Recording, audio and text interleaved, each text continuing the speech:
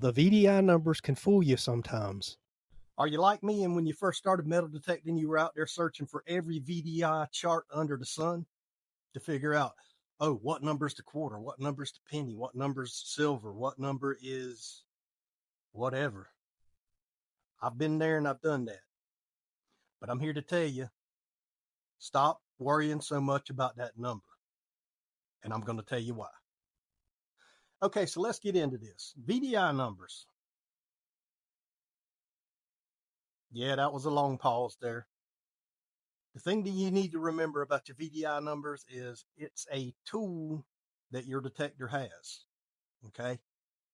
And that's only just one of many that you use to analyze your targets. So always keep that in mind. Now, when it comes to VDI, the VDI on the machines differ, okay? The VDI range and numbers on a MindLab machine are going to be different than the VDI range and numbers for a Nocta machine or an XP machine or a Fisher or a Garrett or any of those, okay? So you got a wide range of what your VDI numbers are going to show you for all these different machines. And it can be quite confusing. And I understand why people search for the VDI charts, okay? I need a VDI chart for my MindLab Knox 800. I need a VDI chart for the XP-2. I understand that. But let's talk about it a little bit. Now, I'm going to show a video right here that I did, and I did this with pennies using the MindLab Detector Elite, okay? And this is not a end-all, be-all. This is the word, okay? He tested it this way. It's always going to be this way, because it's not. But I'm simply doing this video that I'm going to show you right here just to show you how the composition or the decomposition of an object can play a factor in your VDI numbers, okay? So watch this video with me, and I'm gonna talk about it as the video plays. And this is an example using pennies. Okay, I'm going to freeze the video right here. And what you're going to see in this test is you're going to see me use 3 pennies with the Xterra Elite. The first penny is going to be just your normal everyday zinc penny, and it's going to be in pretty good shape, okay? You'll see the VDI numbers on that. Then I'm going to switch over to a zinc penny that's pretty crusty. You will see a little bit of chunks missing out of it, and I want you to pay attention to the VDI on that one. And then the last penny I'm going to use is going to be a penny that has been bent by a mower or something, but the penny's bent, and I want you to pay attention to the VDI on that one as well. Also listen to the tones, okay? But you'll see in this example how the VDI can vary so much just depending on what shape that coin was in, okay? Now, granted, this is an air test, but, you know, being in the ground would have an effect on it as well. So just keep that in mind, watch the test, and I hope you get something out of it.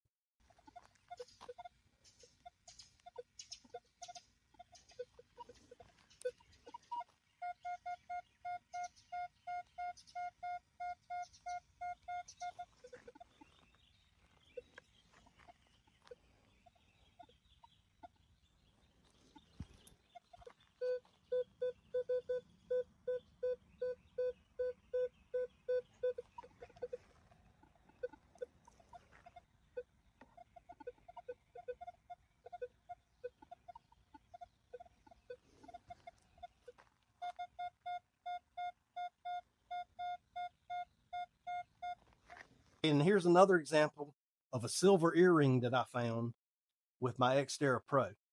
And you're going to see in this video, you can be fooled by numbers, you know, so don't get into that mindset that, oh, silver's always 90 or above, because it's not.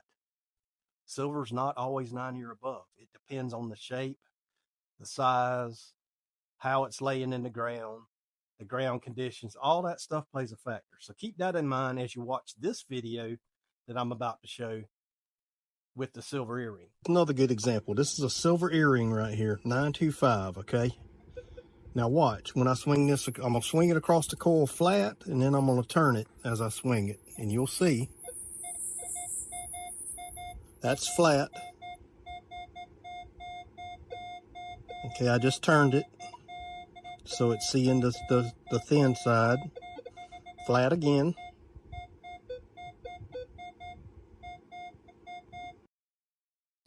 So you can see in that example, the VDI numbers can fool you sometimes.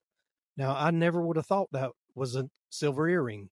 Sounded great, and I didn't think it was a silver earring when I dug it. It sounded good. I dug the target, and I got a surprise. Sometimes when I'm doing my hunt videos, I will tell you what the VDI of the object is, because that's just more information the detector's giving me that I can give you, so that you can, put that in your Rolodex up here in your brain, right? Well, some people might not know what a Rolodex is anymore, but anyway, so put that in your data bank up here. Let's put it that way. I don't always put VDI numbers out, and I've had some people, oh, you didn't say the VDIs in the video. Well, sometimes I don't, but in the end, it comes down to the fact that VDI numbers on your detector are a tool. Okay.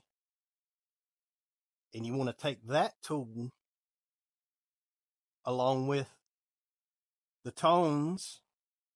Okay. Good practices, swinging back and forth on a target, maybe turning on a target. Use all these different tools that you have up here to try to analyze that target and figure out whether or not you want to dig it. That's what it comes down to. You can't just take a chart of numbers that tells you silver this, silver rings up above 90 in most cases for almost everything on that chart. And it may, okay, silver coins, a lot of times they do stay in that range, 90 or above. But I've found some things, depending on how they're laying in the ground, that it was below 90 on silver. So it's just things to keep in mind. And the only way to figure all this stuff out is to get out there with whichever detector you use. Okay. You get out there with that detector and you dig. When you first start out, you dig pretty much everything. But in the process of digging everything, listen to the tones, look at your numbers, and you start learning. Okay. So I encourage you to do that with your detector. Don't just focus so much on this VDI's got to be this, or this coin's got to be this VDI, or this whatever. Okay. Because that's not going to be the case in most cases. So get out there and learn your detector. Pull tabs, nickels, same range. Jewelry for a lot of your detectors is going to fall low on the scale. Okay. But so does foil and can slaw and all that stuff, right? So you just got to get out there and learn it. I made a video talking about good places to go metal detecting. Click that video on the left-hand side to check it out.